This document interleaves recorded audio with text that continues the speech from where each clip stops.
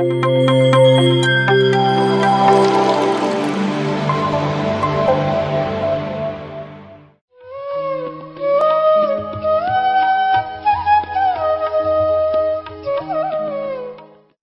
ಧ್ಯಾನಿಗಳಿಗೆ PMC ವೀಕ್ಷಕರಿಗೆ ನಮಸ್ಕಾರ.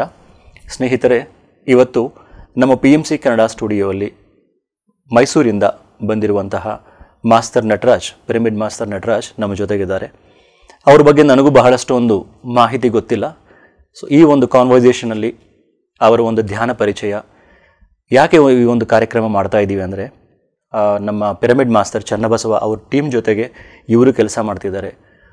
ಒಂದು ದೊಡ್ಡ ಪ್ರಮಾಣದಲ್ಲಿ, ದೊಡ್ಡ ಮಟ್ಟದಲ್ಲಿ ಕಾವೇರಿ ಪಿರಮಿಡನ್ನು ನಿರ್ಮಾಣದಲ್ಲಿ, ಆ ಒಂದು ಪಿರಮಿಡ್ ನಿರ್ಮಾಣ ಆಗಲಿಕ್ಕೆ ಇವರು ಒಂದು ತಮ್ಮ ಕೈಯನ್ನು ಜೋಡಿಸ್ತಾ ಇದ್ದಾರೆ. ಎಷ್ಟೋ ಒಂದು ಕೆಲಸ ಅಲ್ಲಿ ನಡೀತಾ ಇದೆ. ಸೊ ಹಂಗಾಗಿ ಇವರು ಧ್ಯಾನಕ್ಕೆ ಹೆಂಗೆ ಬಂದರು, ಇವರ ಒಂದು ಧ್ಯಾನ ಪರಿಚಯ, ಆ ಕಾವೇರಿ ಪಿರಮಿಡ್ಗಳ ವಿಶೇಷತೆಗಳು, ಅದ್ರ ಬಗ್ಗೆ ನಾವು ಸಂಪೂರ್ಣವಾಗಿ ಅವರ ಒಂದು ಮಾತಿನ ಮುಖಾಂತರ ತಿಳ್ಕೊಳ್ಳೋಣ. ಬನ್ನಿ ಸರ್. ನಮಸ್ಕಾರ. ನಮಸ್ತೆ sir. So welcome to PMC Kannada studio. Thank you sir. So ನಿಮ್ಮ ಬಗ್ಗೆ ಪರಿಚಯ ಮಾಡಿಕೊಡಿ ಸರ್. ನೀವು ಎಲ್ಲಿಂದ, ಯಾವ ಊರು ನಿಮ್ಮದು, ನಿಮ್ಮ ಫ್ಯಾಮಿಲಿ ಬ್ಯಾಕ್ಗ್ರೌಂಡ್ ಬಗ್ಗೆ ಹೇಳ್ತೀರಾ? ಸರ್, ನನ್ನ ಹೆಸರು ನಟರಾಜ್ ಅಂತ ಅಂದ್ಬಿಟ್ಟು, ನಾನು ಕನಿಕಾ ಪರಮೇಶ್ವರಿ ಕೋಆಪರೇಟಿವ್ ಬ್ಯಾಂಕಲ್ಲಿ ಮ್ಯಾನೇಜರ್ ಆಗಿ ಕೆಲಸ ಮಾಡಿ ಈಗ ರಿಟೈರ್ ಆಗಿದ್ದೀನಿ. 10 years ಆಯಿತು. ಈಗ ನಾನು PMCನಲ್ಲಿ ಈಗ ನಮ್ಮ ಚನ್ನಬಸವ ಸರ್ ಜೊತೆಯಲ್ಲಿ ಕಾವೇರಿ ಪಿರಮಿಡ್ ಧ್ಯಾನ ಕೇಂದ್ರ ನಿರ್ಮಾಣಕ್ಕೆ ನಾನು ಕೆಲಸ ಮಾಡ್ತಾ ಇದ್ದೀನಿ ಸರ್. ವಂಡರ್ಫುಲ್. ಸೊ ನೀವು ಧ್ಯಾನಕ್ಕೆ ಹೆಂಗೆ ಬಂದಿರಿ ಸರ್? ಸರ್, ನಾನು after retirement, that is after 2013 ಏಪ್ರಿಲಲ್ಲಿ ನಂದು ರಿಟೈರ್ಮೆಂಟ್ ಆಯಿತು. ಆ ರಿಟೈರ್ಮೆಂಟ್ ಆದಾಗಲಿಂದ ನಾನು ಫಸ್ಟ್ ಇದಕ್ಕೆ ಇಸ್ಕಾನ್ಗೆ ಹೋಗ್ತಾ ಇದ್ದೆ ಸರ್. ಸ್ಪಿರಿಚುಯಾಲಿಟಿ ಇದ್ರ ಬಗ್ಗೆ ತಿಳ್ಕೊಬೇಕು ಅಂತ ಅಂದ್ಬಿಟ್ಟು ಅಲ್ಲಿಗೆ ಹೋಗ್ತಾ ಇದ್ದೆ. ಅಲ್ಲಿ ಒಂದು ಥರ ಅಲ್ಲಿ ದೇರ್ ಓನ್ ಫ್ರೇಮ್, ಅವರ ಒಂದು ಲಿಮಿಟಲ್ಲಿ ಇದರಲ್ಲಿ ಸಿಚುವೇಶನ್ ಸರ್ಕಮ್ಸ್ಟೆನ್ಸಲ್ಲಿ ನಾವು ವರ್ಕ್ ಮಾಡಬೇಕಾಯಿತು. ಅದು ಅಲ್ಲಿ ಒಳ್ಳೆ ಸೇವೆ ಸಿಕ್ಕಿತ್ತು, ಸೇವೆ ಮಾಡ್ತಾ ಇದೆ. ಬಟ್ ಅಲ್ಲಿ ಸೇವೆ ಮಾಡ್ತಾ ಇದ್ದಾಗ ಕೆಲವು ನಮಗೆ ಇಷ್ಟ ಆಗಲಿಲ್ಲ ಸರ್. ಸೇವೆ ಮಾಡ್ತಾ ಇದ್ವಿ, ಖುಷಿ ಇತ್ತು. ಬಟ್ ಅಲ್ಲಿ ಪ್ರಸಾದ ಕೊಡ್ತಾಯಿದ್ರು, ಒಂದು ಇದು ಮಾಡ್ತಾಯಿದ್ರು, ನಮ್ಮನ್ನು ರೆಕಗ್ನೈಸ್ ಮಾಡ್ತಾಯಿದ್ರು. ಆದರೂ ಏನೋ ಒಂಥರ ನಮಗೆ ಅಂದರೆ ಅಲ್ಲಿ ಸ್ವಲ್ಪ ಪಾಲಿಟಿಕ್ಸ್ ಮಾಡ್ತಾಯಿದ್ರು ಸರ್. ಅದು ನಮಗೆ ಇಷ್ಟ ಆಗಲಿಲ್ಲ ಸರ್. ಸೊ ಹಂಗಾಗಿ ಅಲ್ಲಿಂದ ಬಿಟ್ವಿ. ಆಮೇಲೆ ನಮ್ಮ ಫ್ರೆಂಡು ಚಿಕ್ಕಣ್ಣ ಸರ್ ಅಂತ ಇದ್ದಾರೆ ಸರ್, ಅವ್ರ ಜೊತೆಯಲ್ಲಿ SSYಗೆ ಹೋದ್ವಿ. ಅಲ್ಲಿ ಸ್ವಲ್ಪ ಕೆಲಸ ಮಾಡಿದ್ವಿ. ಅಲ್ಲಿ ನಮ್ಗೆ ಯಾಕೋ ಅದು ಸರಿ ಹೋಗಲಿಲ್ಲ ಸರ್, ಅದು ಕಮರ್ಷಿಯಲ್. ಹಂಗಾಗಿ ಅಲ್ಲಿಂದ ನೆಕ್ಸ್ಟ್ ಹಾರ್ಟ್ಫುಲ್ನೆಸ್ ಇನ್ಸ್ಟಿಟ್ಯೂಟ್ ಆಫ್ ಇಂಡಿಯಾಗೆ ಹೋದ್ವಿ. ಸರಿ, ಅಲ್ಲೊಂದು ಸ್ವಲ್ಪ ಕೆಲಸ ಮಾಡಿದ್ವಿ. ಅಲ್ಲೂ ಅಷ್ಟೇ ನಮಗೆ ಏನು ಎಕ್ಸ್ಪೀರಿಯನ್ಸ್ ಆಗಲಿಲ್ಲ.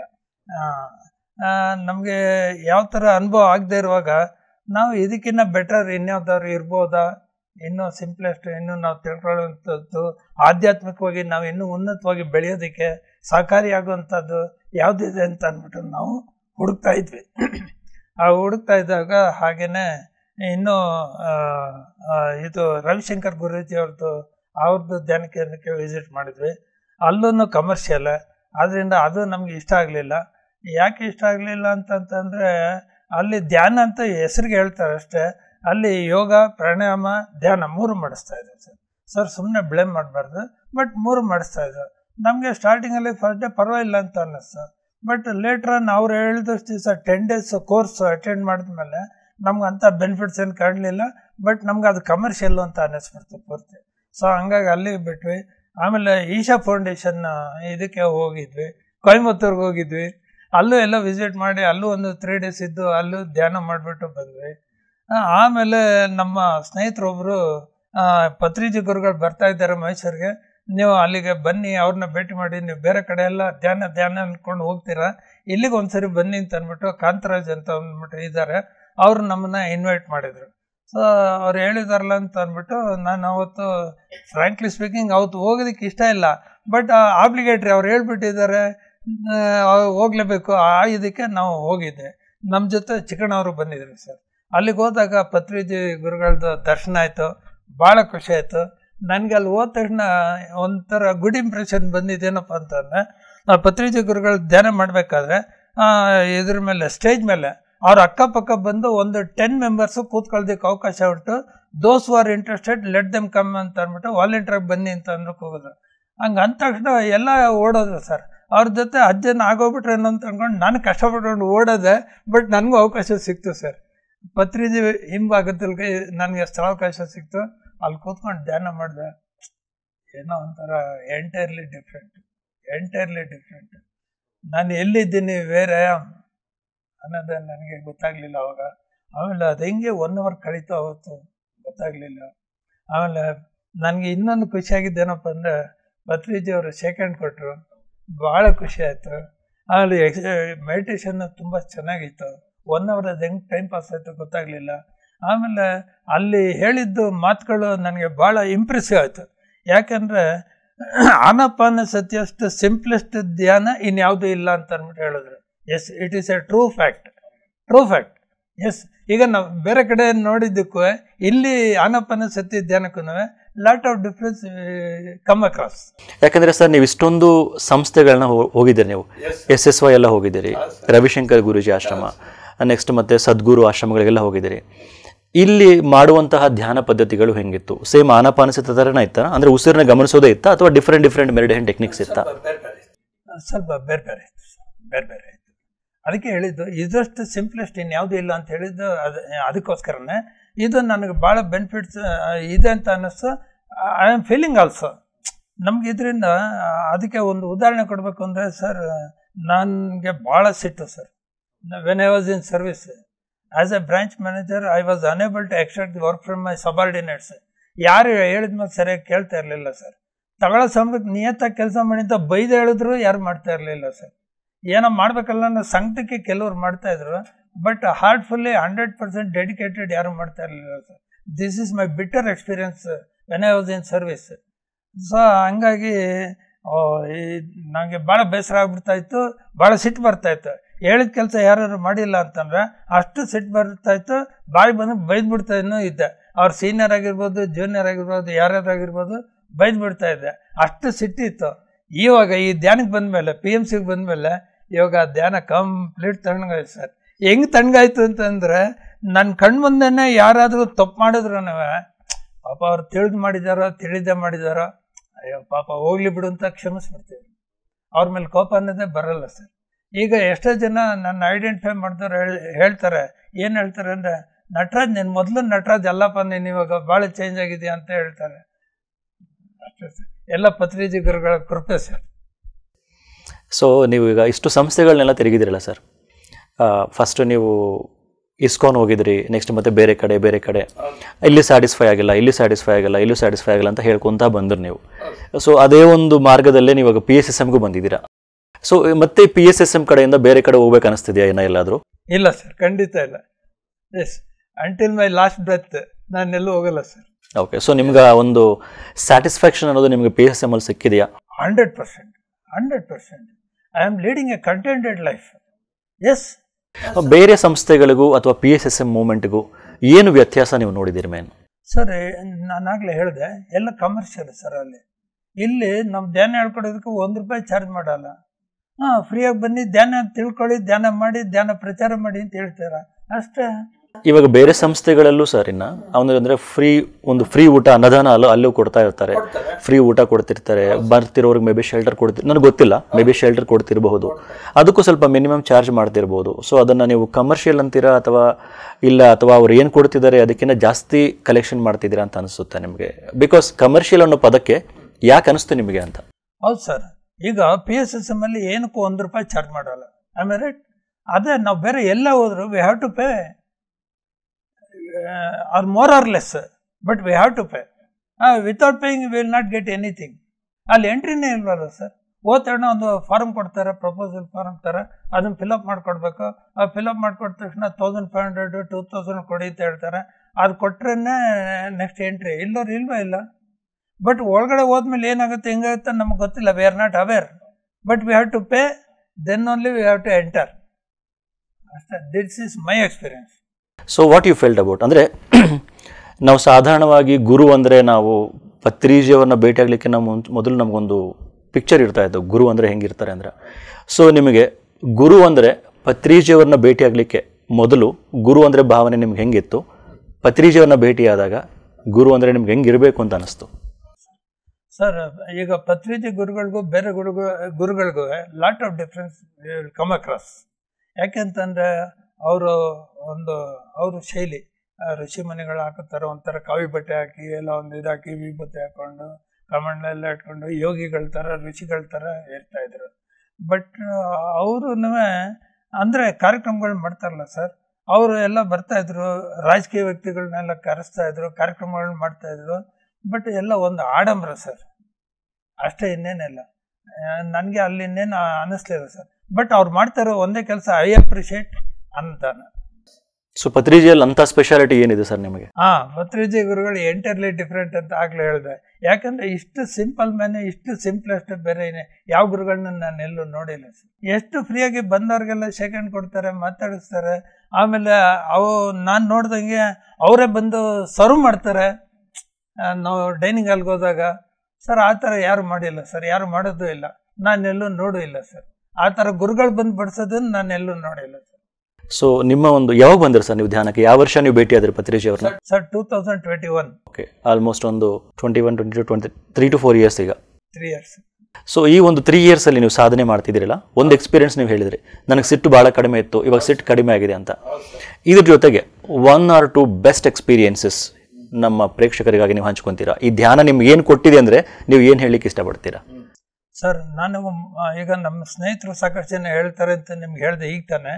ಮೊದಲು ನಟರಾಜ್ ಅಲ್ಲಪ್ಪ ನೀನು ಭಾಳ ಚೇಂಜ್ ಆಗಿದೆಯಾ ಅಂತ ಅಂದ್ಬಿಟ್ಟು. Yes, it is a true fact. ಈಗ ಮೊದಲನೇದಾಗಿ ನಾನು ಹೇಳಿದೆ ಸಿಟ್ಟು ಭಾಳ ಕಡಿಮೆ ಆಗಿದೆ ಅಂತ ಅಂದ್ಬಿಟ್ಟು.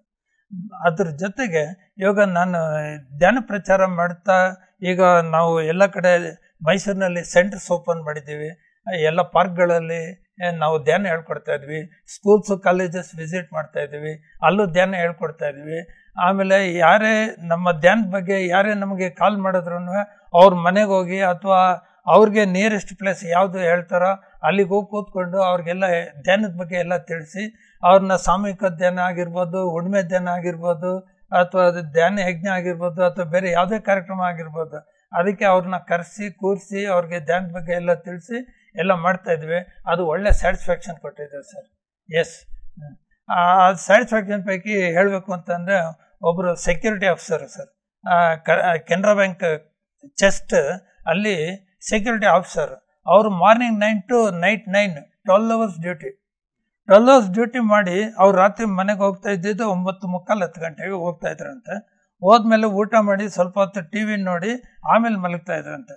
ಅವರು ಮಲಗೋದು 11 ಗಂಟೆ ಮೇಲೆ ಹೊತ್ತು, 11 ಗಂಟೆ ಮೊದಲು ಮಲಗ್ತಾ ಇರಲಿಲ್ಲ. ಅವ್ರು ಹೇಳಿದ್ದು, ಸರ್ ನಾನು 11 ಗಂಟೆ ಮೇಲೆ ಮಲಗ್ತೀನಿ ಸರ್, ನನಗೆ ನಿದ್ದೆ ಬರಲ್ಲ ಸರ್, ರಾತ್ರಿ ಎಲ್ಲ ಒದ್ದಾಡ್ತೀನಿ, ಮತ್ತೆ ನೆಕ್ಸ್ಟ್ ಡೇ ನಿದ್ದೆ ಇರಲ್ವಲ್ಲ, ನೆಕ್ಸ್ಟ್ ಡೇ ನನಗೆ ಕೆಲಸ ಮಾಡೋಕ್ಕಾಗಲ್ಲ, ಅನ್ಈಸಿನೆಸ್, ನಾನು ಭಾಳ ಟ್ರಬಲಲ್ಲಿದ್ದೀನಿ. ನಮ್ಮ ಸ್ನೇಹಿತರು ನಿಮ್ಮ ನಂಬರ್ ಕೊಟ್ಟರು, ಇವ್ರ ಹತ್ರ ಹೋಗು ನಿನಗೆ ಆ ಸಮಸ್ಯೆ ಬಗೆಹರಿಯುತ್ತೆ ಅಂತ ಹೇಳಿದ್ರು, ಅದಕ್ಕೋಸ್ಕರ ನಿಮ್ಗೆ ಕಾಲ್ ಮಾಡಿದ್ದೇನೆ ಅಂತ ತಿಳಿಸಿದ್ರು. ಅದಕ್ಕೆ ಅವ್ರಿಗೆ ಕೇಳಿದೆ, ಸರ್ ಈಗ ಎಲ್ಲಿದ್ದೀರಾ ಅಂತ. ಸರ್ ಇಲ್ಲೇ ಜೈಲ್ ಬಿರೋಡು ಅಪೂರ್ವ ಹೋಟ್ಲ್ ಪಕ್ಕದಲ್ಲಿ ಸರ್ ನಮ್ಮ ಆಫೀಸು, ಅಲ್ಲೇ ಇದ್ದೀನಿ ಅಂದರು. ಆವಾಗ ಅವ್ರು ಫೋನ್ ಮಾಡಿದಾಗ 1 ಗಂಟೆ 5 ನಿಮಿಷ ಆಯಿತು. ಸರಿ, ನಿಮ್ಮನ್ನು ಭೇಟಿ ಮಾಡ್ಬೇಕು, ನಾನು ಭೇಟಿ ಮಾಡಿ ನಿಮಗೆ ಎಲ್ಲ ನೀವೇನು ಕೇಳ್ತೀರೋ ಅದಕ್ಕೆ ನಾನು ಆನ್ಸರ್ ಮಾಡಿ ನಿಮ್ಮ ಸಮಸ್ಯೆಗೆ ಪರಿಹಾರ ಸೂಚಿಸ್ಬೋದು ಅಂತ ಹೇಳಿದೆ. ಸರ್ ಈಗ 1:30ಗೆ ನನಗೆ ಲಂಚ್ ಅವರು, 1:30ಗೆ ಭೇಟಿ ಆಗೋಣ ಅಂತ ಅಂದ್ಬಿಟ್ಟು ಹೇಳಿದ್ರು. ಆಯಿತು ಹಾಗೆ ಮಾಡಿ ಅಂತ ಅಂದೆ. 1:25ಗೆ ನಾನು ಅಲ್ಲಿದ್ದೆ. ಹೋದೆ, ಅವರು ಬಂದರು, ಸರಿ ಕೂತ್ಕೊಂಡು ಅವ್ರ ಸಮಸ್ಯೆ ಎಲ್ಲ ಕೇಳಿದೆ, ಈ ಥರ ಅಂತ ಹೇಳಿದ್ರು. ಅದಕ್ಕೆ ಅವ್ರಿಗೆ ಹೇಳಿದೆ ನಾನು, ಸರ್ ಎಲ್ಲ ಮರ್ತುಬಿಡಿ, ದಿವಸ ಬೆಳಿಗ್ಗೆ ಸಾಯಂಕಾಲ ನಿಮ್ಗೆ ಯಾವಾಗ ಟೈಮ್ ಸಿಗುತ್ತೋ ಅವಾಗ ಕೂತ್ಕೊಂಡು ಧ್ಯಾನ ಮಾಡಿ, ಕಣ್ಣು ಮುಚ್ಕೊಂಡು ಕೂತ್ಕೊಳ್ಳಿ, ಈ ಥರ 2 ಕೈ ಜೋಡಿಸಿ 2 ಕಾಲು ಜೋಡಿಸಿ ಕಣ್ಣು ಮುಚ್ಚಿ ಸ್ಪೆಕ್ಸ್ ಹಾಕಿರೋ ತೆಗೀರಿ, ನೀವು ಚೇರ್ ಮೇಲಾರು ಕೂತ್ಕೊಳ್ಳಿ, ಕೆಳಗಡೆ ಚಕ್ಕಮಟ್ಲು ಹಾಕೊಂಡಾದ್ರು ಕೂತ್ಕೊಳ್ಳಿ, ಎಟ್ ಯುವರ್ ಕನ್ವೀನಿಯನ್ಸ್ ನೀವು ಧ್ಯಾನ ಮಾಡಿ ಸರ್, ನಿಮಗೆಲ್ಲ ಸಮಸ್ಯೆ ಬಗೆಹರಿಯುತ್ತೆ ಅಂತ ಅಂದ್ಬಿಟ್ಟು ಹೇಳಿದೆ ಸರ್. ಅವರು ಅದೇ ಥರ ಮಾಡಿದ್ರು. ಒಂದು 10 days 12 days ಮಾಡಿಬಿಟ್ಟು ಫೋನ್ ಮಾಡಿದ್ರು, ಸರ್ ನೀವು ಹೇಳ್ದಂಗೆ ಮಾಡಿದೆ, ನನಗೆ ಬರೀ ಆಲೋಚನೆಗಳು ಬರುತ್ತೆ ಸರ್, ಥಾಟ್ಸು, ನನಗೇನು ಅನುಭವ ಆಗ್ತಾ ಇಲ್ಲ, ಏನು ಪ್ರಯತ್ನ ಕಾಣ್ತಾ ಇಲ್ಲ ಅಂತ ಅಂದರು. ಸರ್ ಹಂಗಂತ ಬಿಡಬೇಡಿ, ಖಂಡಿತ ಅದು ಕಂಟಿನ್ಯೂ ಮಾಡಿ, ನೀವು ಎಷ್ಟು ಜಾಸ್ತಿ ಮಾಡ್ತೀರಾ ಅಷ್ಟು ರಿಸಲ್ಟ್ಸ್ ಬರುತ್ತೆ, ಇದು ರಿಸಲ್ಟ್ ಓರಿಯೆಂಟೆಡ್ ಅಂತ ಅಂದ್ಬಿಟ್ಟು ಹೇಳಿದೆ ಸರ್. ಅವರು ಆಮೇಲೆ ನಾ ಹೇಳಿದ್ಮೇಲೆ ಇನ್ನೊಂದು 20 days ರೆಗ್ಯುಲರ್ ಮಾಡಿದ್ದಾರೆ, ಡೆಡಿಕೇಟೆಡ್. ಇವ್ರು ಹೇಳಿದ್ಮೇಲೆ ಏನೋ ಅದರಲ್ಲಿ ಮಹತ್ವ ಇರಬೇಕು ಅಂತ ತಿಳ್ಕೊಂಡು ಅವ್ರು ಮಾಡಿದ್ದಾರೆ. ಬಟ್ ಅವ್ರಿಗೆ ಬೆನಿಫಿಟ್ ಆಗಿದೆ. ಅವರೇ ಫೋನ್ ಮಾಡಿ ಸರ್ ಇವಾಗ ನೆಮ್ಮದಿಯಾಗಿ ನಿದ್ದೆ ಮಾಡ್ತಾ ಇದ್ದೀನಿ ಸರ್ ಅಂತ ಹೇಳಿದ್ರೆ, ಸರ್ ನನಗೆ ಅದಕ್ಕಿಂತ ಹೆಚ್ಚಿಗೆ ಖುಷಿ ಇನ್ನೇನು ಇಲ್ಲ. ಒಬ್ರದ್ದು ಸಮಸ್ಯೆ ಪರಿಹಾರ ಆಗ್ತಲ್ಲ sir, what else we want. ಅದೇ ಥರ ಎಲ್ರಿಗೂ ಬೆನಿಫಿಟ್ ಆಗಲಿ ಅನ್ನೋ ಒಂದೇ ಉದ್ದೇಶ ಸರ್. ಓಕೆ, ಸೊ ಈ ಧ್ಯಾನದಲ್ಲಿ ಅಷ್ಟು ಮಹತ್ವ ಇದೆ ಅಂತ ನಿಮಗೆ ಗೊತ್ತಾಗಿದೆ. ಶೂರ್, 100%. ಓಕೆ, ಅದರಿಂದ ನಿಮಗೆ PSSMBT ಬೆಲ್ಲ ಏರಿ ಹುಡುಕಾಟ ಅನ್ನೋದು ಏನಿಲ್ಲ, ನಿಮ್ಗೆ ಎಂಡ್ ಆಗಿದೆ ಇಲ್ಲ ಅನ್ಸುತ್ತೆ. Yes sir, yes sir. Kaveri pyramid ಬಗ್ಗೆ ಹೇಳಿ ಸರ್. ಮೈಸೂರಲ್ಲಿ ಒಂದು ದೊಡ್ಡ ಪಿರಮಿಡ್ ನಿರ್ಮಾಣ ಆಗ್ತಾ ಇದೆ. ಆ ಪಿರಮಿಡ್ ಹೆಂಗೆ ಸ್ಟಾರ್ಟ್ ಆಯಿತು? ಸೊ ಯಾವಾಗ ಅದನ್ನು ನಿರ್ಮಾಣ ಮಾಡಬೇಕು ಅಂತ ಒಂದು ಥಾಟ್ ಯಾರಿಗೆ ಬಂತು? ಹೆಂಗೆ ಸ್ಟಾರ್ಟ್ ಆಯ್ತು ಅದು? ಸರ್, ಕಾವೇರಿ ಪಿರಮಿಡ್ ಧ್ಯಾನ ಕೇಂದ್ರದ ಬಗ್ಗೆ ಹೇಳಬೇಕು ಅಂದರೆ, ನಮ್ಮ ಚನ್ನಬಸವ ಸರ್ ಒಂದು ಕಾರ್ಯಕ್ರಮ, ಒಂದು ಚಿಕ್ಕದ ಕಾರ್ಯಕ್ರಮ ಮಾಡಿದ್ರು. ಅಂದ್ರೆ ಒಂದು ಮೀಟಿಂಗ್ ಥರ ಕರೆದಿದ್ರು, ಅಂದರೆ ಧ್ಯಾನಕ್ಕೆ ಕರೆದಿದ್ರು. ಆವಾಗ ಲಕ್ಷ್ಮೀ ಮೇಡಮ್ ಅಂತ ಇದ್ದಾರೆ ವಿದ್ಯಾರಣ್ಯಪುರಮಲ್ಲಿ. ಅವರು ಸರ್ ನಮ್ಮ ಮನೆಯಲ್ಲೇ ಮಾಡಿ ಅಂತ ಅಂದ್ಬಿಟ್ಟು ಹೇಳಿದ್ರಂತ. ಇವರು ಆಯಿತು ಮಾಡೋಣ ಅಂತ ಅಂದ್ಬಿಟ್ಟು ಇವ್ರು ಒಪ್ಕೊಂಡ್ರು. ಸರಿ, ಎಲ್ಲರನ್ನು ಅಲ್ಲಿಗೆ ಬರೋಕ್ಕೆ ಹೇಳಿದ್ರು. ನಾವೆಲ್ಲ ಹೋಗಿದ್ವಿ. ಅವ್ರ ಮನೇಲಿ ಹೋಗಿ ಕೂತು ಕಾರ್ಯಕ್ರಮ ಮಾಡ್ತಾ ಇರ್ಬೇಕಾದ್ರೆ ಇವ್ರಿಗೇನೋ ಒಂದು ಇಂಟ್ಯೂಷನ್ ಬಂದಿದೆ. ಅದು ಇಂಟ್ಯೂಷನ್ ಬಂದು ಇವ್ರನ್ನ ಯಾಕೆ ನಾವು ಮಾಸ್ಟರ್ ಆಗಿ ಕರ್ಕೊಂಡು ನಮ್ಮ ಧ್ಯಾನ ಪ್ರಚಾರನ ಜಾಸ್ತಿ ಮಾಡ್ಬೋದಲ್ವ ಅಂತ ಅಂದ್ಬಿಟ್ಟು ಏನೋ ಥಾಟ್ ಇಂಟ್ಯೂಷನ್ ಬಂದಿದೆ. ಅವ್ರಿಗೆ ಏನಾಗಿದೆ, at the same time simultaneous ಆಗಿ ನಮ್ಮ ಹತ್ರ 2 ಸೈಟ್ ಇದೆ. ಅದರಲ್ಲಿ ಒಂದು ಸೈಟ್ ನಮ್ಮ ಪಿರಮಿಡ್ ಕಟ್ಸೋದಕ್ಕೆ ಯಾಕೆ ಕೊಡಬಾರ್ದು ಅಂತ ಇಂಟ್ಯೂಷನ್ ಅವ್ರಿಗೆ ಬಂದಿದೆ ಸರ್. ಅವರು ಇನ್ಫ್ಯಾಕ್ಟ್ ದೇವರ್ ವೇಟಿಂಗ್ ಫಾರ್ ದಿ ಆಪರ್ಚುನಿಟಿ. ಯಾರಾದರೂ ಸೂಕ್ತವಾಗಿ ಈ ಥರ ಧಾರ್ಮಿಕ ಕಾರ್ಯಕ್ರಮ ನಡೆಸೋರಿಗೆ ನಮ್ಮ ಸೈಟ್ ಒಂದು ಕೊಡಬೇಕು ನಿವೇಶನ ಅಂತ ಅಂದ್ಬಿಟ್ಟು ಅವರು ಮನೆಯಲ್ಲಿ ಮಾತಾಡ್ಕೊಂಡಿದ್ರು ಅಂತ. ನೋಡಿ ಹೆಂಗೆ 2 ಕೋಯಿನ್ಸೈಡ್ ಆಗಿದೆ ಅಂದರೆ, ಅವತ್ತು ಅವ್ರು ಹೋದ ತಕ್ಷಣ ಏನು ಕೇಳಲಿಲ್ಲ ಸರ್. ಸರ್, ಈ ಪತ್ರ ತಗೊಳ್ಳಿ, ನೀವು ಪಿರಮಿಡ್ ಕಟ್ಟಿಸಿ ಸರ್, ನಾವೆಲ್ಲ ಅಲ್ಲಿ ಸೇರೋಣ ಸರ್, ಮೈಸೂರಿನಲ್ಲಿ ಪಿರಮಿಡ್ ಧ್ಯಾನ ಕೇಂದ್ರ ದೊಡ್ಡದಾಗಿ ಚೆನ್ನಾಗಾಗಲಿ ಅಂತ ಹೇಳ್ಬಿಟ್ಟು ತುಂಬ ಹೃದಯದಿಂದ ಆಶೀರ್ವಾದ ಮಾಡಿ ಭಾಳ ಸಂತೋಷ ಕೊಟ್ಟರು ಸರ್. We never expected. ಅವ್ರ ಹೆಸರೇನು ಸರ್ ಮೇಡಮ್ ಅವ್ರಿಗೆ? ಲಕ್ಷ್ಮೀ ಮೇಡಮ್. ಲಕ್ಷ್ಮೀ ಮೇಡಮ್ ಅವರಿಗೆ ಧನ್ಯವಾದಗಳು. Really great work. ನೀವು ಒಂದು ಲ್ಯಾಂಡ್ ಕೊಟ್ಟು ಕಾವೇರಿ ಪಿರಮಿಡ್ಗೆ ಒಂದು ಗ್ರೇಟ್ ಒಂದು ಸ್ಟ್ರಕ್ಚರ್ ಪ್ರಾಜೆಕ್ಟಲ್ಲಿ ಬರ್ತಾ ಇದೆ. Thank you madam, thank you so much.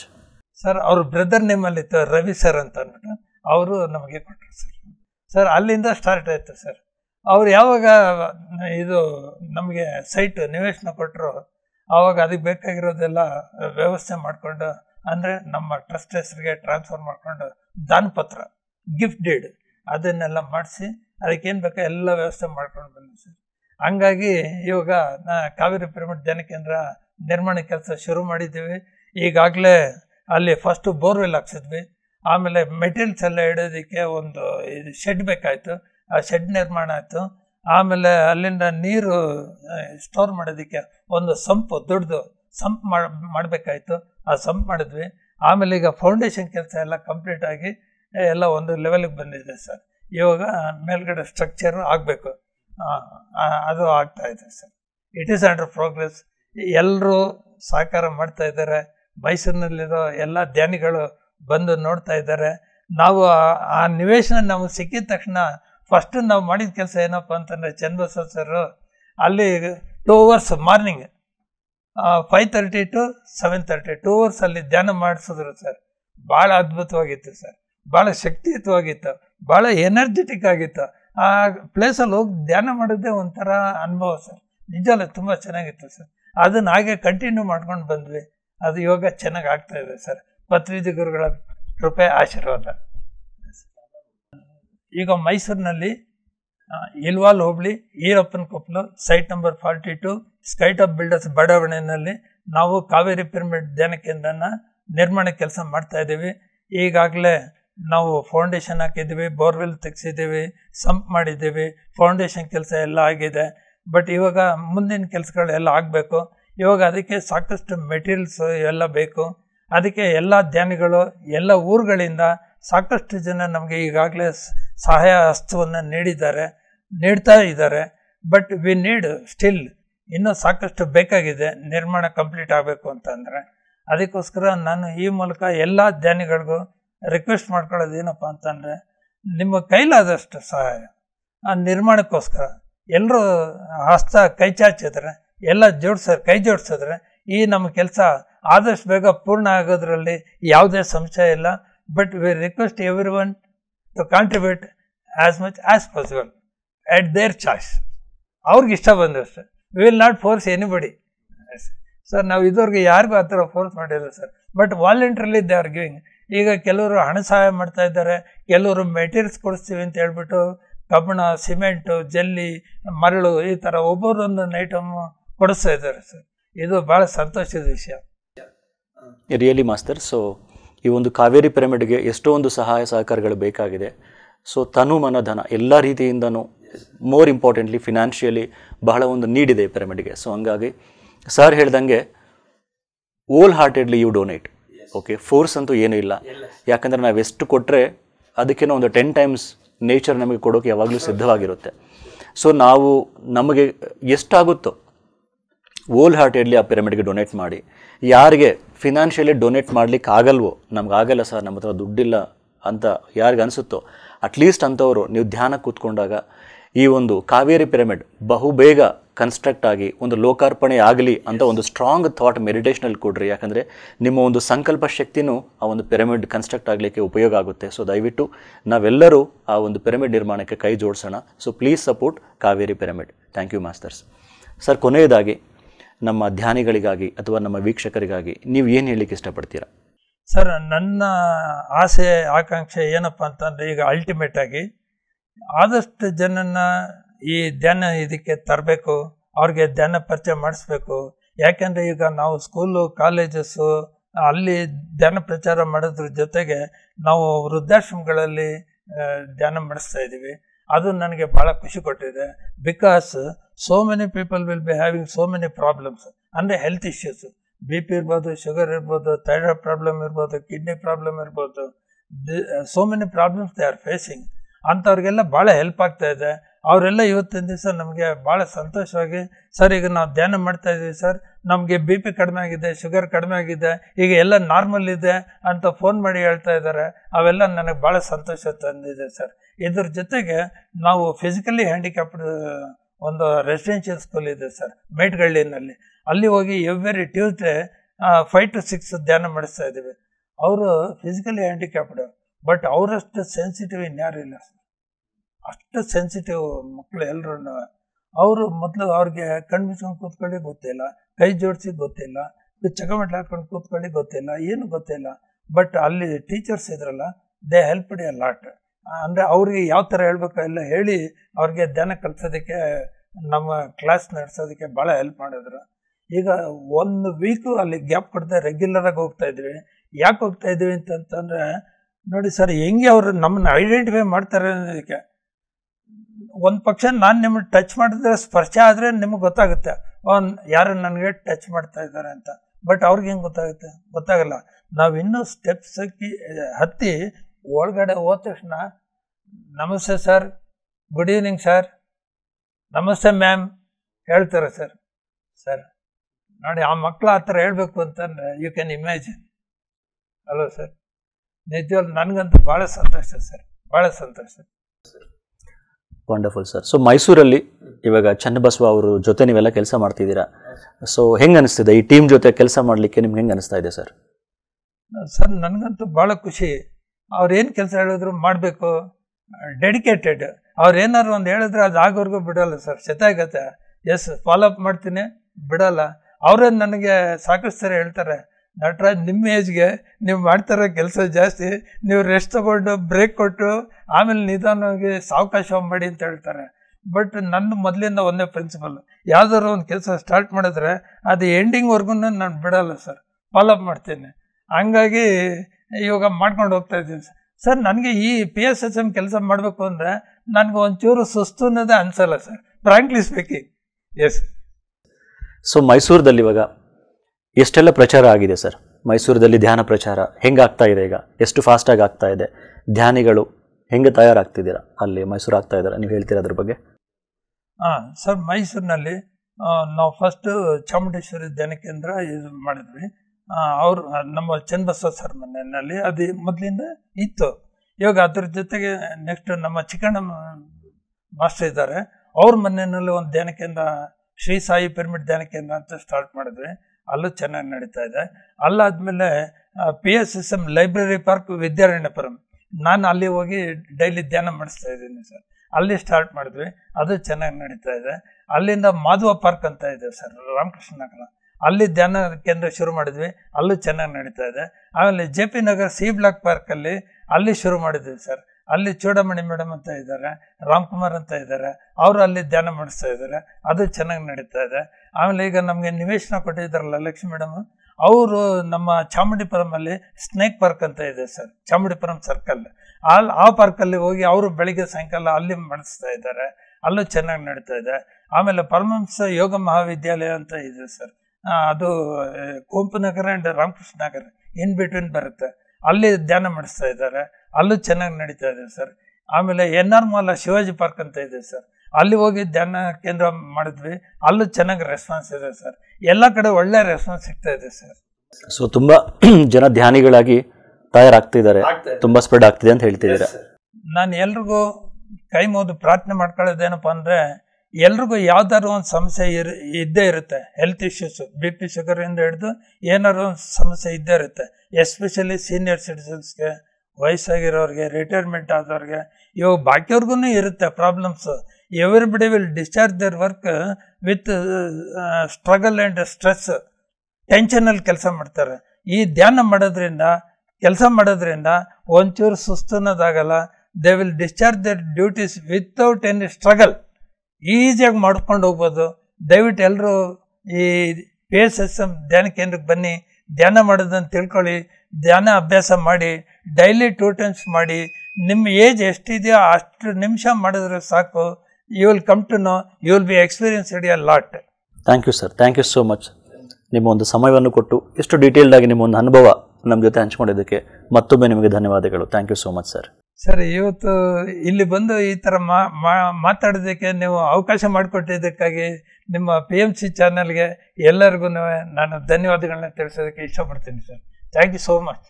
PMC Kannada channel ಅನ್ನು ಲೈಕ್ ಮಾಡಿ, ಶೇರ್ ಮಾಡಿ, ಸಬ್ಸ್ಕ್ರೈಬ್ ಮಾಡಿ ಮತ್ತು ಮಾಡಿಸಿ. ಎಲ್ಲರಿಗೂ ಧನ್ಯವಾದಗಳು.